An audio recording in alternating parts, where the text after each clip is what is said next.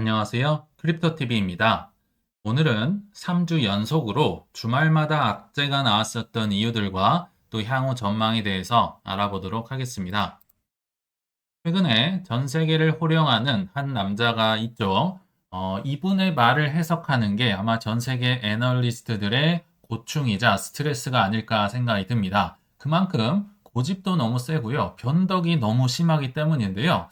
제가 볼 때 이분이 약간 저는 최근에 이상해지지 않았나 생각이 듭니다. 왜 이런 얘기를 드렸냐면요. 그 누구보다 주식, 부동산, 코인의 상승을 바라는 사람이 이분일 텐데 최근에 주말마다 있었던 하락에 다 직간접적으로 관여를 다 하고 있는 모양새입니다. 일단 2주 전으로 가보면요. 딥시크가 발표가 됐었죠. 사실 그 전에 개발이 됐었겠지만 갑자기 언론에 뻥뻥뻥 나오면서 나스닥, 주식, 코인, AI 주식들 위주로 엄청 하락이 나왔음에도 불구하고 이 트럼프가 의외의 발언을 합니다. 딥시크 이거 상호 발전하는데 매우 좋다. 안보에도 위협이 되지 않는다. 이런 이해할 수 없는 얘기를 하거든요. 사실 지금 한국만 하더라도 웬만한 공공기관, 사기업들도요, 안보 위협 때문에 딥시크 다 차단을 한 상태입니다. 근데 멀쩡한 중국 기업들도 때렸던 트럼프가 안보에 위협이 되지 않는다? 약간 이상하죠. 그리고 일주 전 주말로 가보시더라도 멕시코와 캐나다에 25% 관세를 때리겠다. 역시 주말 전에 발표를 했다가 이제 막 주식이나 코인이나 떨어졌는데 요거 한 달 정도 유예시켜 줄게 하면서 주식 코인 다시 올랐던 거 기억나실 겁니다. 트럼프 때문에 떨어졌던 거예요. 그리고 바로 이제 하루 이틀 전 주말에도 이제 3월 10일에서 3월 11일 미국 현지 시간으로 이제 회의를 통해서 전 세계적인 보편 관세, 상호 관세를 발표를 하겠다. 그것도 동맹국 일본의 이시바 총리와 정상회담을 하면서 나왔었던 얘기인데요. 전 세계 대상으로 관세를 때려버리겠다고 하니까 또 주식과 코인이 주말에 또 떨어졌어요. 참, 이분들이 거의 모든 하락에 다 관여를 했다고 봐도 무방하겠죠. 그리고 또 하나 좀 특이한 점 예전에 한번 소개를 해드렸었는데 연준이 이 금리 동결을 발표하면서 이것저것 제롬 파월이 얘기를 하니까 거기다 대고 분명히 트럼프가 이렇게 얘기를 했습니다. 인플레 대응에 실패를 했었다. 그리고 금리를 인하했어야 됐다. 막 맹비난을 했었는데요. 불과 며칠 후에 한 2월 5일경으로 제가 기억이 나는데요. 금리 동결한 거 연준이 옳은 일을 했다. 이게 무슨 갑자기 말이 바뀝니다. 그리고 심지어 스캇 베센트 재무장관이 우리 대통령께서는 금리 인하를 요청한 적이 없습니다. 이런 어이없는 발언도 했었죠. 왜 이런 상황이 지금 벌어지고 있을까? 해석하는 게 좀 어려울 것 같아요. 근데 일단 이 네 번째부터 한번 해석을 하고 넘어가 보겠습니다. 왜 이렇게 말이 바뀌었을까? 바뀌어야만 했습니다. 왜냐하면 지금 트럼프가 추진하고 있는 이 관세 전쟁이요. 난이도가 엄청나게 높거든요. 이 관세 전쟁하면 인플레가 올라가는 건 불보듯 뻔한데 페드가 거기다 대고 금리 인하까지 했었다. 아마 뻥 하고 인플레가 터졌을 가능성이 높습니다. 지금 미시간대에서 발표하는 기대 인플레이션도요. 2월 8일자로 나온 거에 보면요. 예측치 3.3%보다 무려 1%가 치솟았습니다. 인플레가 기대 인플레긴 하지만 잘 잡혀가고 있었는데 향후에 이렇게 치솟을 거야. 그리고 사실은 작년 12월부터 이 조짐이 보였어요. 이 예측치보다 더 많이 나왔었잖아요. 이게 이제 트럼프가 집권을 하면 관세 전쟁이 시작되면서 이제 모든 물가가 오를 거니까 모든 이제 수출 국가가 막 가전제품이고 핸드폰이고 다 미국에 수출할 거 밀어내기 했던 거 기억나시죠? 그만큼 이제 인플레이션이 자극되고 있는 가운데 페드에서 금리 인하까지 했으면 아마 큰일 났을 겁니다. 아마 그 트럼프의 보좌진들이 그건 아닙니다 했지 않았을까 생각이 들거든요.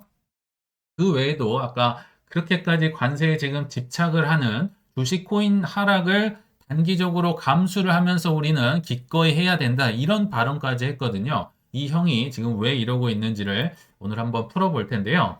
힌트는 미일 정상회담에서 조금 찾을 수 있었습니다. 이시바 총리가 미국에 선물 보따리를 들고 갔었죠. 근데 트럼프는 물론 앞에서는 웃었는데 제 평가는 이렇습니다. 동맹이고 뭐고 얄짤없어. 너네도 똑같아. 이런 좀 아주 충격적인 내용이 발표가 되면서 이제 주말에 좀 떨어졌던 것 같아요. 특히나 이시바가 참 대단한 것 같아요. 트럼프를 보면서 보자마자 와, TV에서 보던 유명인을 만나서 막 신기하다. 근데 막 폭언을 하고 막 폭력적인 것 이렇게 생각을 했는데 실제로 보니까 미국인을 위한 뭐 자세가 뭐 인상적이었다. 막 이렇게 언론에서는 아부의 예술을 구사했다. 특히나 이거 잡지 트럼프 총알 피했던 거 보시죠. 신이 트럼프를 구했다. 뭐 이렇게 정말 작정을 하고 찾아왔는데요.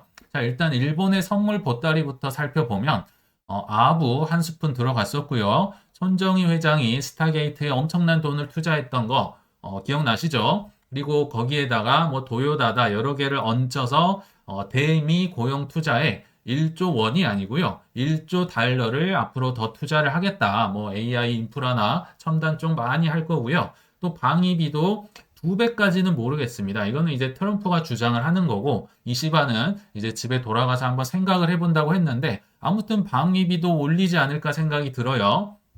그리고 뭐 LNG라든지 뭐 석유라든지 뭐 알래스카에 뭐 공동 협약을 맺어서 개발을 한다든지 아무튼 에너지 수입을 더 늘리겠다. 이런 많은 선물을 지금 얘기를 했었거든요. 근데 트럼프 입에서 그때 나왔던 답이 바로 상호 관세였습니다. 너가 10% 관세 매기면 나도 10% 매기겠다. 그래서 전 세계 시장이 좀 떨어졌었거든요. 상호 관세, 보편 관세. 너가 10%면 나도 10, 너가 5%면 나도 5%. 그래서 나온 얘기입니다. 이 동맹, 일본 동맹국과 지금 얘기를 하고 있는 상황에서 나와서 이제 많은 주식과 코인이 이때 떨어졌었고요. 또 방위비, 아까 말씀드렸지만 2배 정도 올리라고 얘기를 했었고요. 또 US 스틸, 사실 일본 회사가 인수를 하려고 거의 막바지에 왔는데 뭐 바이든이나 트럼프랑 불어를 했었죠. 트럼프가 또다시 명확하게 얘기했습니다. 너네들 투자는 할 수 있는데 이거 가져갈 수는 없어. 뭐 이렇게 또 이렇게 발표를 해 버렸었죠. 그래서 제 뇌피셜이긴 합니다. 해석이 좀 어렵긴 한데 트럼프가 왜 이렇게까지 출혈을 감수하면서 동맹국에게까지 이렇게 하고 있을까? 그리고 향후의 계획이 무엇일까? 여기에 대해 말씀을 드려볼게요. 한마디로 요약을 하면 큰 한방을 위해서 손해를 감수하는 지금 트럼프 입장에서는 어차피 해야 될 일을 우선순위를 정해서 목표대로 시행을 하고 있다라는 생각이 듭니다. 우선순위라고 했었죠. 그럼 1순위가 뭘까요? 1순위는 물론 중요도도 높은데요. 난이도도 훨씬 높은 걸 제가 1순위라고 표현을 해봤습니다. 일단 집권하자마자 가장 크게 외쳤던 게 바로 AI에 대한 비전을 제시하고 투자를 했던 거라 생각이 드는데 사실 요거는 그렇게 뭐 어려운 건 아니에요. 방향을 잡아주고 투자를 유치받고 이제 자기들끼리 해결을 하면 되는 거죠. 근데 더 중요한 게 이제 다 진행 중인 건데요. 리쇼어링과 관세, 특히 관세 전쟁이 이제부터 막을 올렸습니다. 사실 요거는 같은 뭐 거의 연관돼 있다고 보시면 되겠죠. 관세 두드려 맞지 않으려면 미국에 들어와서 공장 지어라. 이게 리쇼어링이잖아요. 그래서 그럼 봐줄게. 뭐 그럼 미국 고용도 살아나고 막 중국이나 뭐 베트남 맡겨놨더니 저번에 팬데믹 때 막 물류 끊기고 이래서 노조 파업하고 이런 거 신경 안 써도 되잖아요. 그래서 리쇼어링과 관세 둘 중에 하나 선택해라. 지금 이게 난이도 1순위 작업.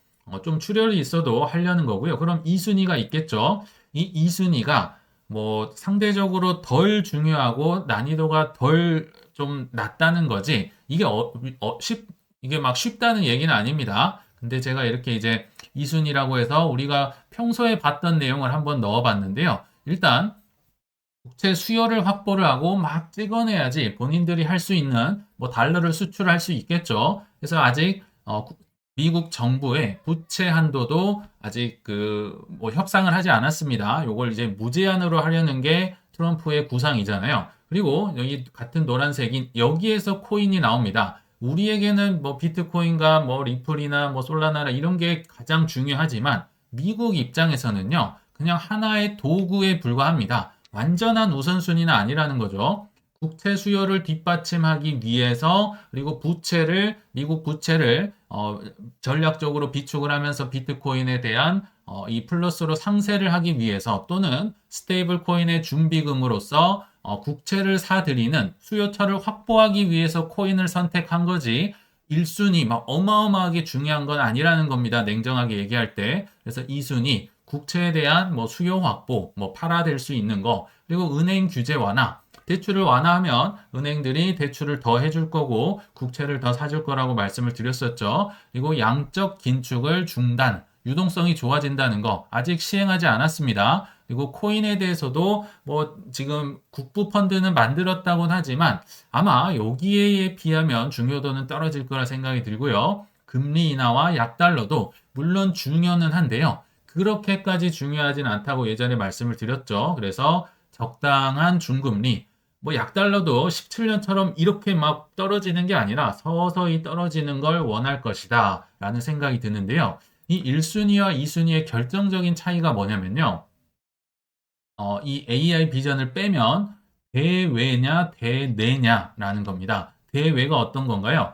다른 국들과 협상을 하면서 우리나라에 공장 얼마나 지을래? 그럼 내가 얼마나 보태줄게. 너네 선물 보따리 얼마나 가져올 거야? 내가 관세 좀 깎아줄게. 이게 상대적으로 엄청 어려운 겁니다. 대외적인 거죠. 반대로 2순위는요. 여기 있는 것 대부분이 그냥 미국에서 꽁짝꽁짝 알아서 할 수 있는, 그러니까 대통령의 힘으로서도 어느 정도 컨트롤이 가능한 상대적으로 난이도가 낮은 일입니다. 이게 1순위와 2순위의 차이거든요. 특히나 1순위는 트럼프도요. 결국은 나중에 가면 뭐 건불 10년이라고 이 힘이 떨어지겠죠. 그래서 권력 초기에 힘이 잔뜩 들어가 있을 때 지금 세팅을 해놓는 단계다. 요거는 나중에 그냥 알아서 하면 되는 겁니다. 근데 요런 것들은 이제 상대국과 협상을 해야 되고 뭐 윽박 지르기도 해야 되고 협박도 해야 되기 때문에 집권 초기에 지금 드디어 칼을 뽑았다. 손해를 감수하더라도요. 이 차이가 있다라는 생각이 듭니다. 그러면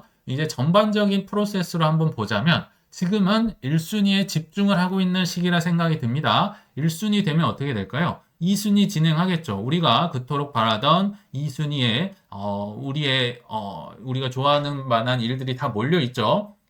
2순위가 해결되면 이제 아마도 금리가 인하되고 약달러가 되고 대출이 더 늘어나고요. 유동성이 풍부해지고 코인이 비축으로 되고 모든 게 다 코인에 유리한 정책이거든요. 주식에도 마찬가지고요. 그러면 전 세계 경제가 엄청나게 살아날 겁니다. 근데 어, 트럼프의 행보는 전 세계가 다 같이 잘 먹고 잘 산다가 아니죠. Make America Great Again을 하고 싶은 겁니다. 이렇게 전 세계 경제가 살아나서 뭐 중국도 살아나고 뭐 러시아도 살아나고 이런 거 원치 않아요. 이렇게 초기에 틀을 잡고 세팅을 해놓은 상태에서 뭐 관세가 다 정해져 있고 리쇼어링이 들어올 대로 다 들어오고 그러면 전 세계 경제가 다 같이 늘어나도 미국에 들어오는 부가 훨씬 많겠죠. 세팅이 다 됐으니까요. 그래서 지금 1순위를 좀 무리를 하더라도 단기적으로 손해를 보더라도 추진을 하고 있다. 이게 저는 오늘의 핵심이다라는 생각이 들거든요. 지금 1순위 단계에 있다. 이 부분을 좀 잘 넘기셨으면 좋겠다 생각이 듭니다.